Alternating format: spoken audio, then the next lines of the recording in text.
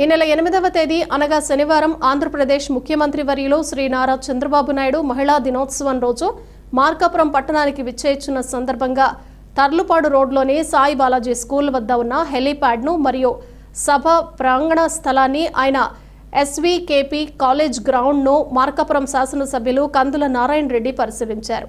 తదనంతరం మార్కాపురం పట్టణంలోని జవహర్ నగర్లో గల క్యాంపు కార్యాలయంలో మార్కాపురం పట్టణం మరియు మార్కాపురం మండల నాయకులు కార్యకర్తలతో సన్నాహక సమావేశం నిర్వహించారు. ఈ కార్యక్రమంలో మార్కాపురం పట్టణ మరియు మండల తెలుగుదేశం నాయకులు, కౌన్సిలర్లు, మాజీ కౌన్సిలర్లు, బూత్ కన్వీనర్లు పాల్గొన్నారు.